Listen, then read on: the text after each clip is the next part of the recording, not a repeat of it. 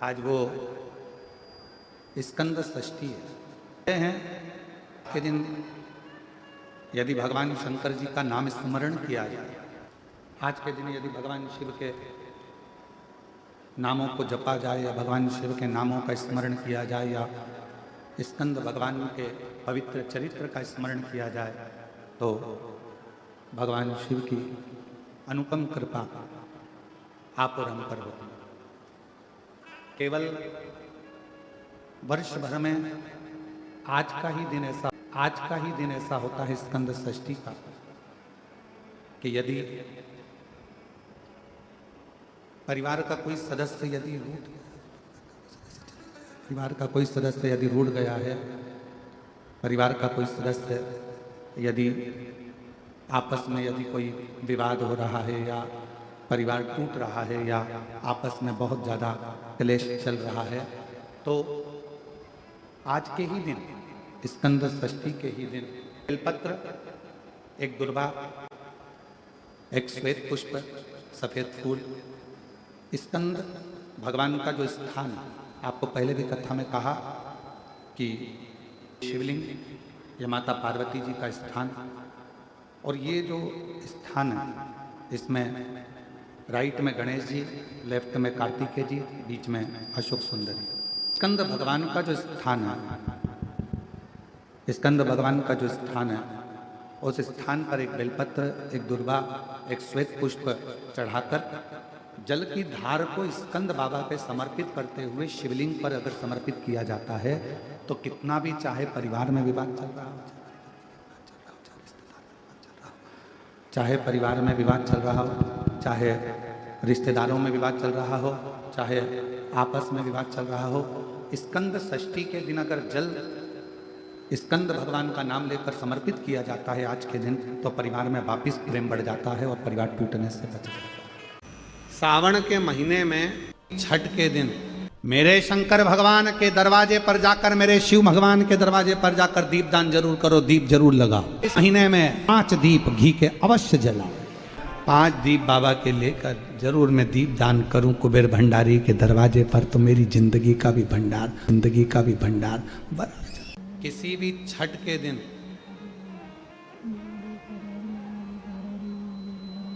चाहे अंधेरी की छठ हो, चाहे उजाले की छठ हो, किसी भी छठ के दिन अगर षडानंद कार्तिकेय जी महाराज का नाम लेकर 6 बेलपत्र और उस 6 बेलपत्र पर 6 दुर्वा, 6 पुष्प, 6 अक्षत के दाने रखकर षडानंद कार्तिकेय बाबा के स्मरण कर शिवलिंग की जो जलाधारी है, उस जलाधारी पर जहाँ अशोक सुंदरी का स्थान है, उसी के पास में कार्तिकेय जी का स्थान है। किसी भी छठ पर यदि आप बाबा को वो बेलपत्र, वो दुर्वा, वो पुष्प, वो अक्षत का दाना 6 समर्पित करते हैं, किसी भी छठ के दिन, षष्ठी के दिन स्कंद भगवान का नाम लेकर, स्कंदेश्वर बाबा का नाम लेकर, कार्तिकेय बाबा का नाम लेकर यदि समर्पित करते हैं तो जिंदगी में कितना भी कर्जा हो, वो कर्जा 3 महीने के अंदर समाप्त होता ही है। कितना भी कर्जा, साथ में आपका परिश्रम, साथ में आपकी मेहनत और आपकी दृढ़ता, पूर्ण ऊर्जा के साथ में शिव महापुराण की कथा कथी है। 6 बेलपत्र, 6 पुष्प, 6 दुर्वा, 6 चावल के दाने और साथ में अपना परिश्रम पूर्ण करो। छठ के दिन स्कंद भगवान का नाम लेकर, स्कंदेश्वर का नाम लेकर भगवान शंकर के जलाधारी पर समर्पित करो, शिव जी से प्रार्थना करो और अपनी मेहनत को 4 चांद लगाओ।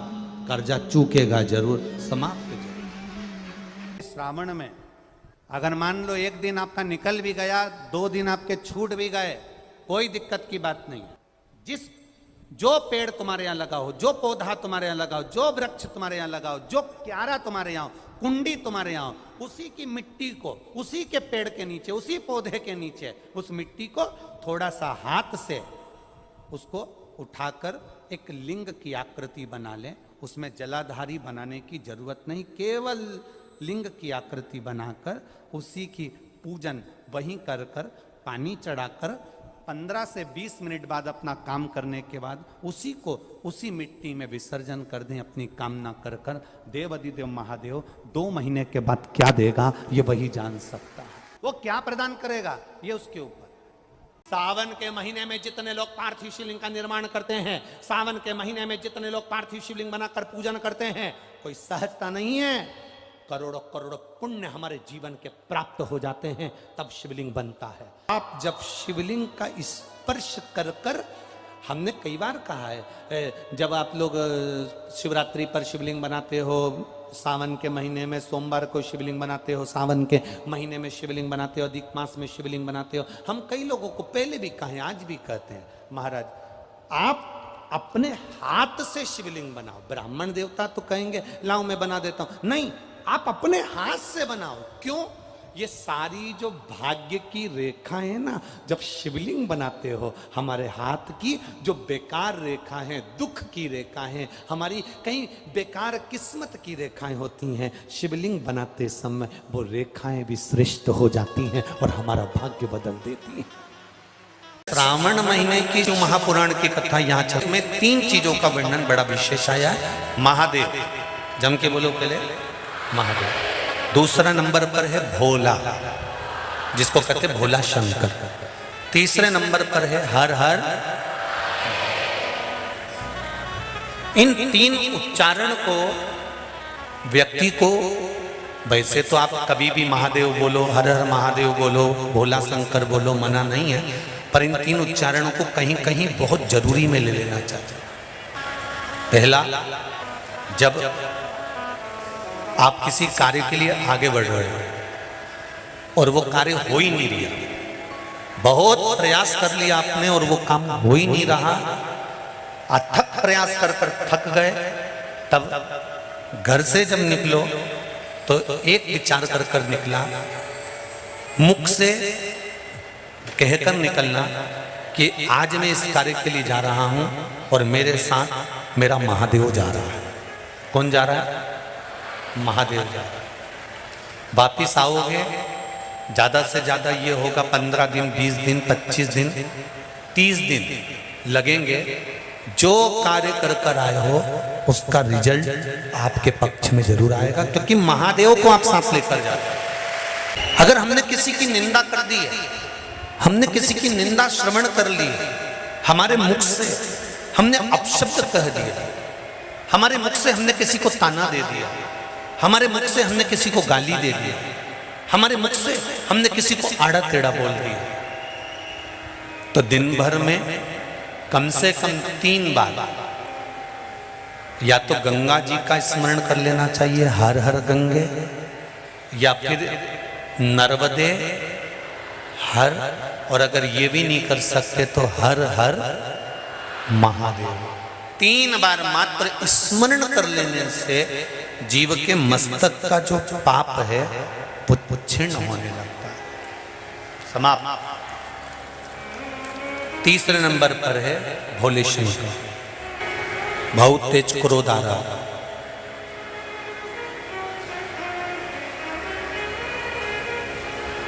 दो निर्णय पर आप बैठे हुए हो, एक मन कर रहा है इस लड़के से शादी करूं कि इस लड़के से शादी करें, इस लड़की से ब्याह करें कि इस लड़की से ब्याह करें, किराने की दुकान डालें कि जनरल स्टोर डालें, इस जगह पर नौकरी करूं कि इस जगह पर नौकरी करूं।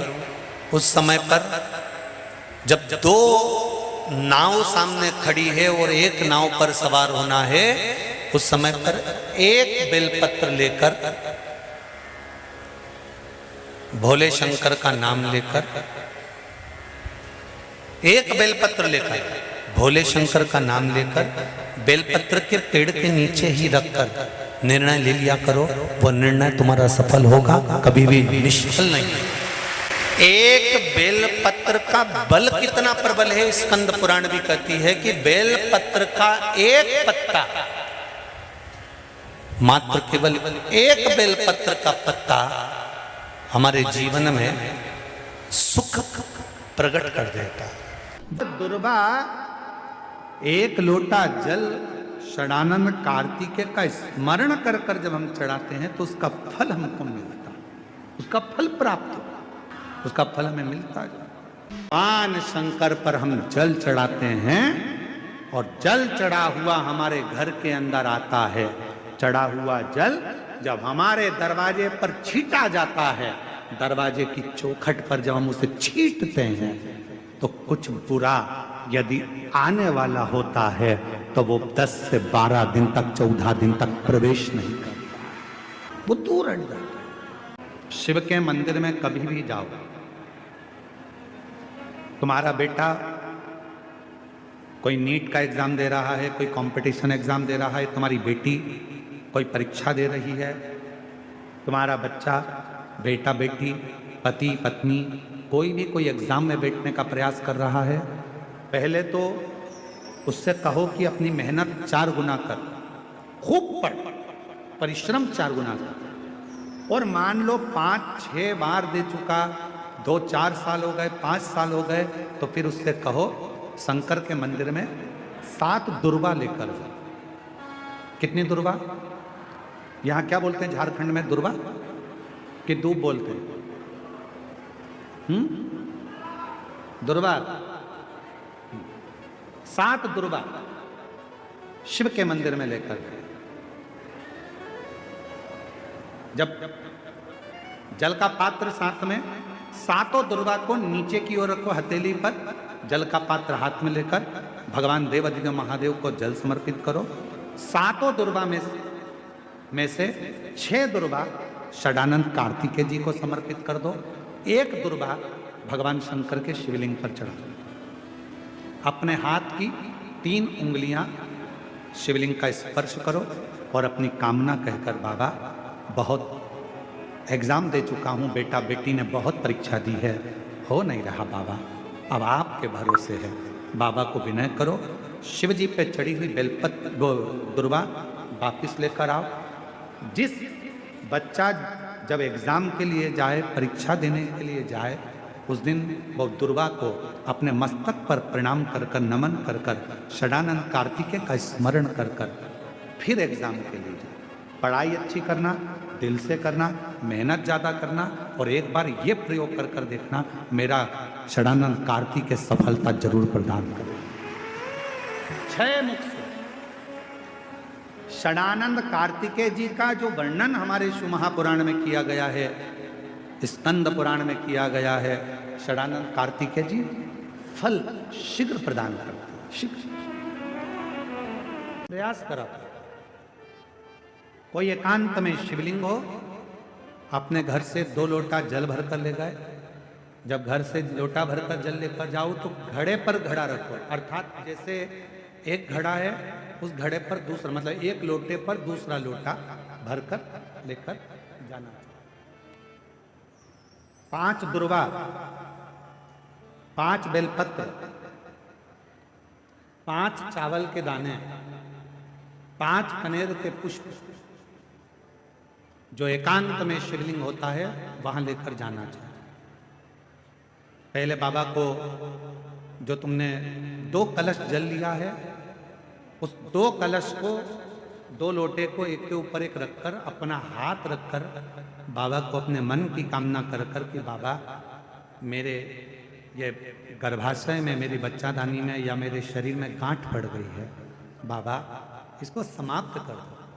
विनय कर कर, निवेदन कर कर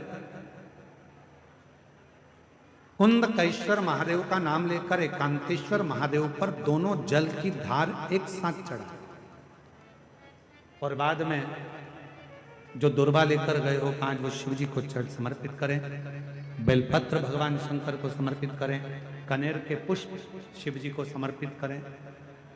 मन की कामना कर कर कनेर के पुष्प को शिवलिंग पे से उठाकर मां जगतजननी जगदम्बा अम्बा का जो स्थान है, ये शिवलिंग शंकर जी का स्थान, ये जो गोल जलाधारी होती है ये मां पार्वती जी का स्थान है। जो कनेर का पुष्प शिव जी के ऊपर चढ़ाया है उसको उठाकर 5 पुष्प को जगत जननी जगदम्बा के चारों तरफ रख दीजिए।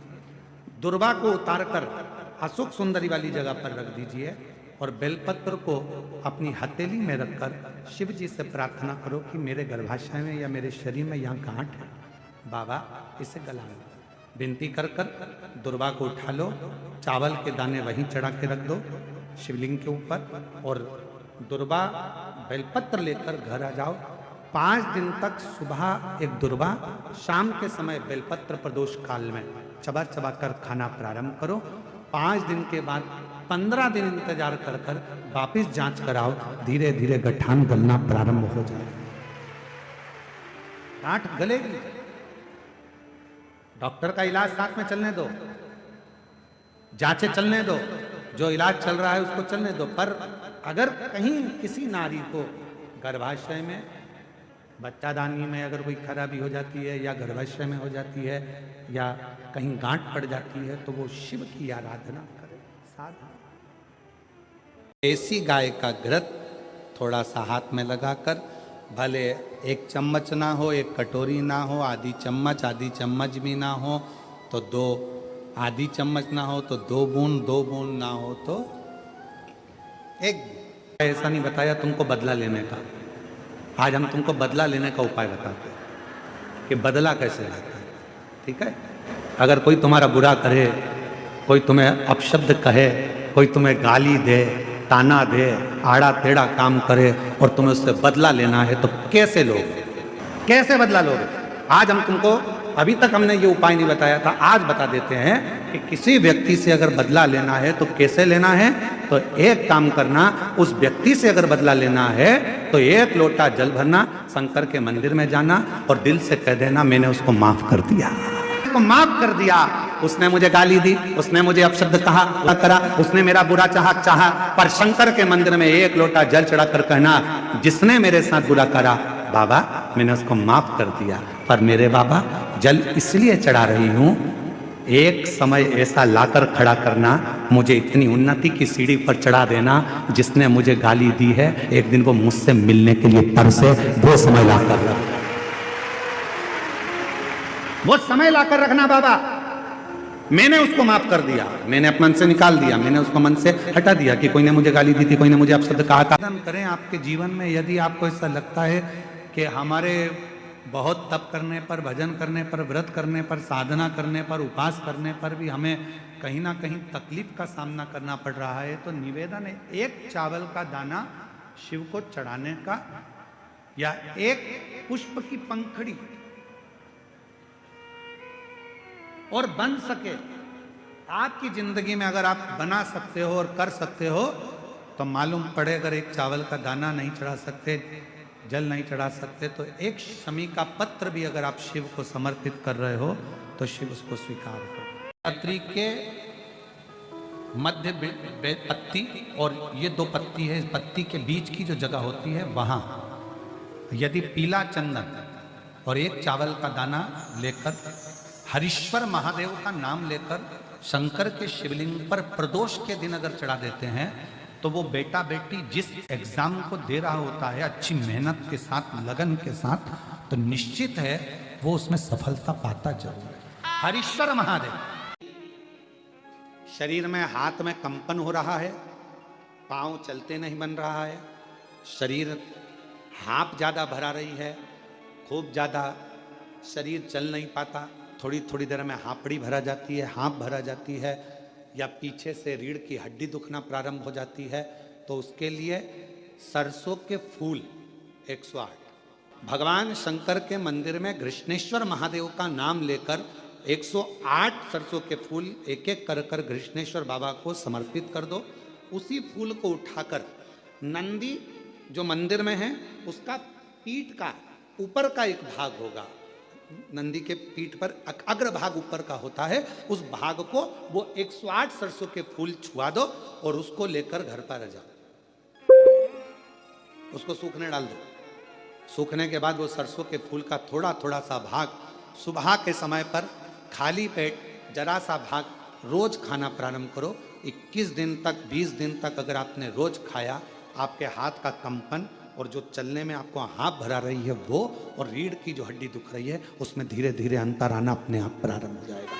कृष्णेश्वर महादेव का स्मरण की स्कंद षष्ठी है, स्कंद छठ होती है, षष्ठी होती है। ये पूरे वर्ष में केवल एक दिन स्कंद षष्ठी आती कि स्कंद भगवान के अगर केवल स्कंद पुराण को भी कोई जीव श्रवण कर लेता है तो मृत्यु जीते जी भी उसके लिए मार्ग प्रशस्त होकर एक बार वो भगवान का दर्शन भले वो किसी रूप में करे, पर मरने से पहले उसको ऐसा महसूस होता है कि मैं बैकुंठ का दर्शन कर कर आया हूं। ये उसको भान होता है स्कंद पुराण को मात्र श्रवण कर लेने से। मात्र श्रवण, स्कंद भगवान का पूजन करा, भगवान शंकर का शिवलिंग बनाया, शंकर भगवान के गणेश जी को और स्कंद देव को बिठाकर पूजन किया। इतना पूजन करा विश्वामित्र और सत्याव्रत ने, इतना पूजन करा, भगवान विष्णु ने कहा नया रास्ता बना दिया जाए। विश्वामित्र जी ने धर्म से स्कंद देव से कहकर एक मार्ग का निश्चय किया। उस मार्ग पर राजा सत्याव्रत चलकर जाने लगे। जब थोड़ी दूर पर राजा सत्याव्रत पहुंचते सी उसी समय पर इंद्र को जलन होने लगी कि जीते जी तो कोई आ ही नहीं सकता, तो ये मरा हुआ ये जीते जी कैसे आ गया। इतने में इंद्रदेव ने उसी समय राजा सत्याव्रत को ऊपर से नीचे धक्का मार दिया। धक्का दिया, राजा सत्याव्रत नीचे आ गया। बैकुंठ के मार्ग से धक्का देकर राजा सत्याव्रत को नीचे फेंक दिया। राजा सत्याव्रत ने विश्वामित्र जी से कहा मेरा तप, मेरी साधना और स्कंद देव ने मुझे मार्ग दिया, इसके बाद भी इसने नीचे क्यों फेंका मैं नहीं जानता, पर तू चिंता मत कर। विश्वामित्र जी ने कहा फिर स्कंद देव की पूजन कर। महाराज, एक बेलपत्री एक तुलसी, एक बेलपत्री एक तुलसी, एक बेलपत्री एक तुलसी स्कंद देव को चढ़ाया गया। और जब बेलपत्र और तुलसा चढ़ाया गया, स्कंद देव प्रसन्न हो गए महाराज, और प्रसन्न होकर कहा, भगवान नारायण को याद किया। भगवान विष्णु ने कहा मांगिए क्या चाहिए। स्कंद देव ने कहा एक काम करो, बैकुंठ तो दुनिया जाती है, इनके लिए अलग बैकुंठ का निर्माण करा जाए, अलग से बैकुंठ बनाया जाए। बैकुंठ लोक और मृत्यु लोक के बीच में एक बैकुंठ बना दिया गया और उस बैकुंठ पर मार्ग प्रशस्त करा सत्याव्रत के लिए। जब राजा सत्याव्रत के लिए मार्ग प्रशस्त करा, तब भगवान विश्वामित्र को लगा कि बैकुंठ तो हवा में टंग रहा, कहीं वापिस सत्याव्रत ऊपर चढ़ा और नीचे गिर गया तो करा क्या जाए। तब भगवान विश्वामित्र जी ने उसी समय पर एक बड़ा सा खंबा ले जाकर उस बैकुंठ में लगाया। खंबे को लगाया, सत्याव्रत ऊपर गया। जाने के बाद जैसे सत्याव्रत ने प्रणाम करा, प्रणाम करते ही बैकुंठ का दर्शन करते ही एक अश्रु उस खंबे पर गिरा। उस खंबे पर गिरते ही वो अश्रु के खंबा स्पर्श होने से नारियल का वृक्ष प्रकट हो गया। भगवान उसी समय माता पार्वती ने कहा, स्कंद देव भले लोग गणेश जी का पूजन करे, प्रथम गिनती में गिने, पर तू हर कलश के ऊपर तू ही विराजमान मिलेगा। और स्कंद देव उस नारियल के रूप में विराजमान हो गए महाराज। उसके लिए बैकुंठ का रास्ता दूसरा बना दिया जाएगा और वो जीते जी बैकुंठ जीते जी। आज स्कंद षष्ठी है, तो आज के ही दिन, स्कंद षष्ठी के ही दिन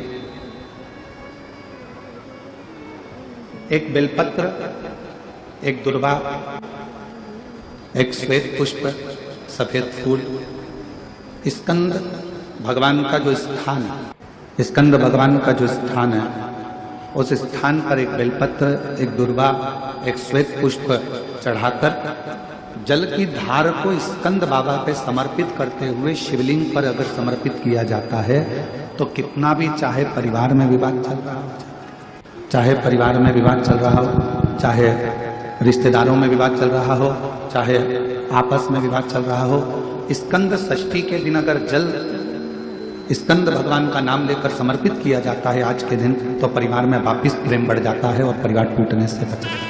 इतना नियम स्कंद षष्ठी का, इतना क्रम शिव महापुराण के अंतर्गत। आप सभी बड़े धनभागी हैं, बड़े किस्मत वाले हैं और बड़े भाग्यशाली हैं। शिव जी की बड़ी कृपा आप सभी पर है। दुर्वा जो उत्पन्न हुई है, इसमें इतना बल कहां से आ गया। शंकर भगवान बोले रहे, ओ इंद्र तुम्हारे अमृत से भी बड़ी प्रबल है ये दुर्वा।